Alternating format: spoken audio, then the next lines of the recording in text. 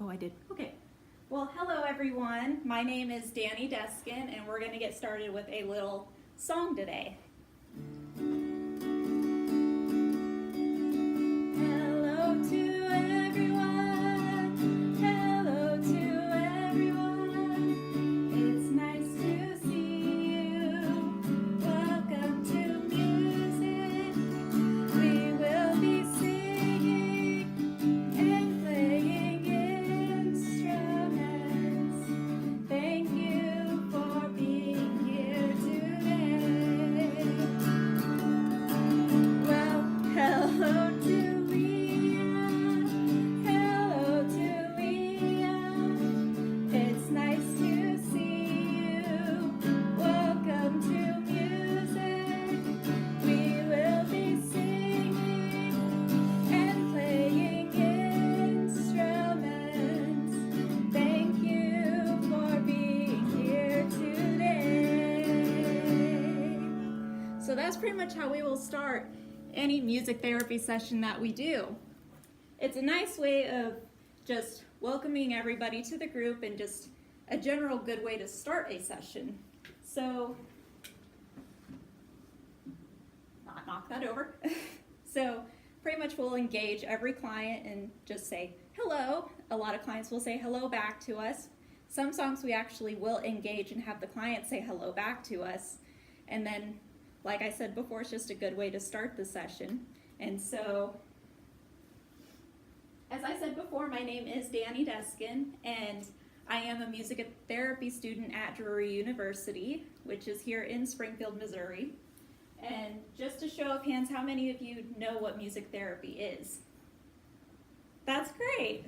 So for those of you who don't know what music therapy is, I went ahead and provided a definition here from the American Music Therapy Association. It is, running out of breath. Music therapy is the clinical and evidence-based use of music interventions to accomplish individualized goals within a therapeutic relationship by a credentialized professional who has completed an approved music therapy program. That is a very wordy definition, and there is no way I am able to memorize that. So, in my first class that I took at Drury, it was an orientation class.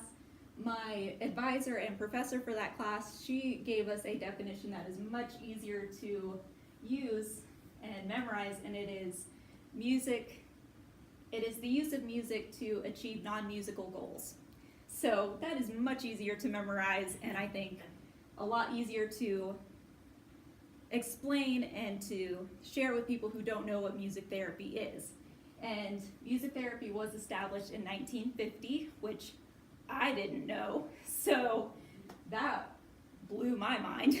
And so next we're going to talk about why would we use music as a form of therapy? Well, for one, we all can connect to music in one way or another.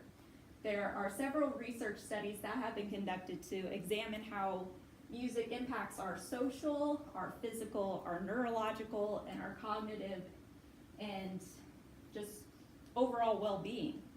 So music influences our heart rate, our respiration, our immune, and just overall function. It has the potential to distract from painful stimulation. So let's say a child is in the hospital and let's say they're getting an IV put in. That's scary. And so let's say there's a music therapist there. They're playing the child's favorite song. That's distracting them from having the IV put in, and so that's helpful. That's beneficial to the child and to the nurse that's putting the IV in. That's a win-win situation. And so it also allows for nonverbal communication and expression, and it's an outlet for stress and anxiety. But there is also some confusions with music therapy. I was actually at the doctor's the other day, and I had a nurse come in, and she was asking me what I was studying in school, because I was saying that I was just about to go to school that day. And I said I was studying music therapy, and she's like, oh, that's so great. And she was talking about how she was used to work in an assisted living facility, and she's like, after dinner, I would go and play the piano for the patients after dinner, and they would just love that. They found it so soothing. And she's like, I just love music therapy. And I wasn't feeling it that day, so I just didn't have that oomph to just tell them that wasn't music therapy. But that's kind of one of the points that I made here, that's not music therapy, and that's one of the ways that people kind of confuse that as music therapy. And a person with Alzheimer's listening to music on their iPod, listening to their favorite music on their iPod, that also doesn't count as music therapy. But here's some examples that do count as music therapy. Working with older adults to reduce the effects of dementia, or Congresswoman Giffords, she was working to regain her speech after she was survived a bullet wound to the head. Or there was also children who have autism working to improve their communication skills, or working with adults with Parkinson's disease to work on their motor function skills. And speaking of Congresswoman Gabby Giffords, she was shot in 2011.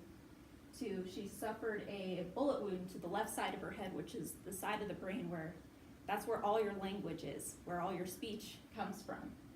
And so she worked with music therapy because music comes from the right side of the brain.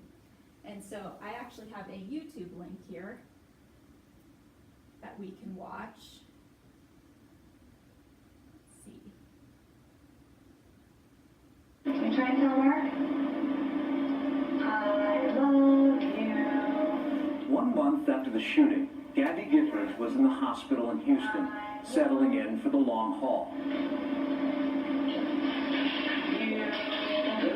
I can tell you that rebuilding speech after an injury to the left side of the brain is exhausting, often agonizing work. Before the shooting, she was a dynamic, engaging speaker. Libertarians and vegetarians. A Fulbright scholar, fluent in Spanish. Good morning, everyone. Buenos dias. Now, in those early therapy sessions in Houston, You turn on the light. it seemed as though words had abandoned her. Let's try this one. Watch me. Just turn on the... For those of us injured on the left side of the brain, our loss of words can make us feel trapped inside our own minds. Guys, are you frustrated? Can I tell you something? It is going to get better. Okay? It's frustrating right now, but it is going to get better. You've come a long way in 5 weeks. You've come a long way. And then, in this emotionally charged moment, to our absolute amazement, we heard this. Okay? You're going to do this. You ready? This little light of mine, I'm never gonna shine. Remember, at this point, she couldn't say the word light. Suddenly, there she was, singing that word and a whole lot more. I'm gonna let it shine, let it shine, let it shine, let it shine. Excellent. Well, good morning. Gabby, how Megan Morrow is Gabby's music therapist. Why is it that someone who can't speak can sing? Because music is accessed in many different areas of the brain that aren't designated for language.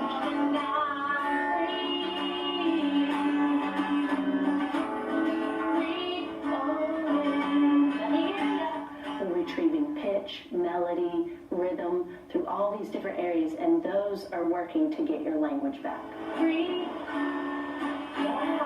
Remember we told you that language is normally held in the left hemisphere of the brain. Music exists in both hemispheres. Incredibly, scientists are finding that music therapy has the potential to rebuild language on the uninjured right side. Nothing activates the brain so extensively as music. And it's really only been in the last 5 years that brain imagery, which showed it had been possible to create a new language area in the right hemisphere. And that blew my mind. One would have said that's a fantasy.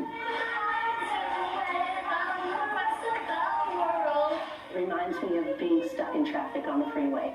You aren't able to go forward on that pathway anymore, but you can exit and go around and get to where you need to go.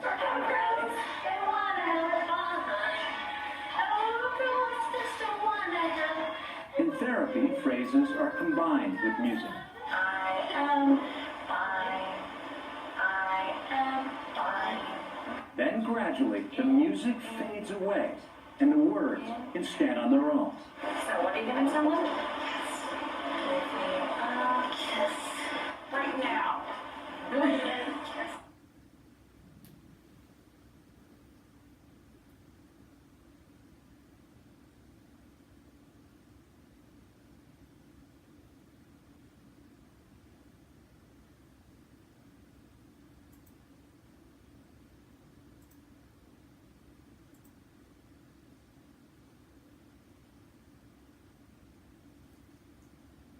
All right, so with that video, they were talking about fading.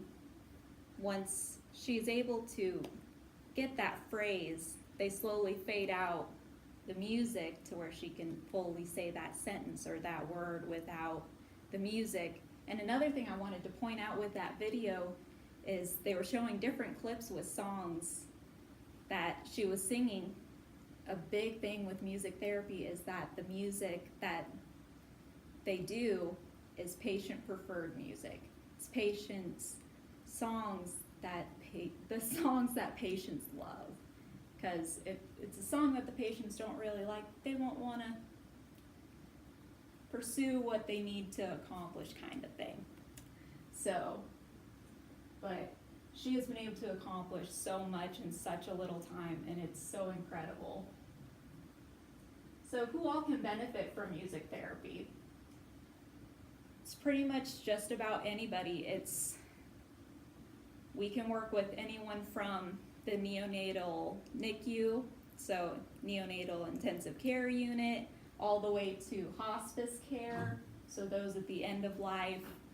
And so mental health needs, developmental and learning disabilities, Alzheimer's, substance abuse problems, brain injuries like we just saw, physical disabilities and acute and chronic pain, such as like childbirth. We can help with that. And so some musical therapy interventions that I'd like to talk about are active music making, such as motor movements. So I'd like to talk about some in my sessions that I've worked with. At Drury, we have a class that we take called Field Studies, and it's pretty much where we're put right into the action. So we have a clinic on campus where sessions are held, and we are actually put into these sessions. And so I've worked with a group of adults with mental disabilities.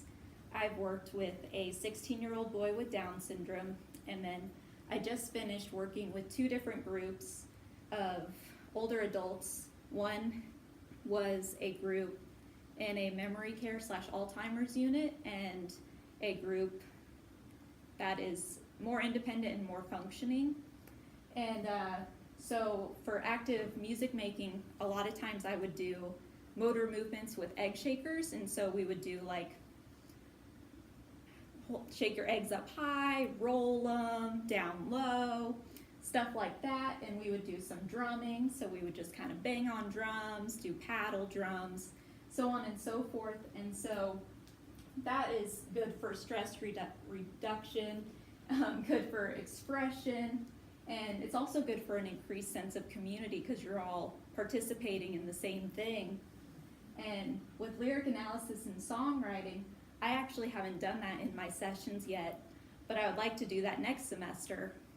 But it's good for expression and creativity and awareness of emotions. And then with song reminiscing, I put this one in here because that's actually something that I got to do this semester with both of the groups that I worked with, because with old age, you tend to lose your memories a lot.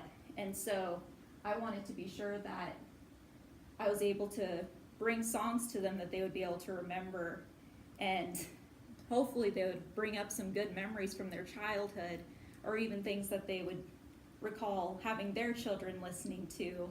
And so I was hoping that that would bring up good memories with them. And so you may be wondering, how do you become a music therapist? And so you have to earn a bachelor's degree in music therapy from a American Music Therapy Association approved program. The curriculum includes courses in music, music therapy, psychology, biology, social and behavioral sciences, and general studies. Then you have clinical skills, about 1,200 hours of required field work. And then after coursework and internship is completed, the student is required to complete the board certified exam, and then the entry level credential is MTBC. And then as we started the session with the hello song, we are going to end the session with the goodbye song.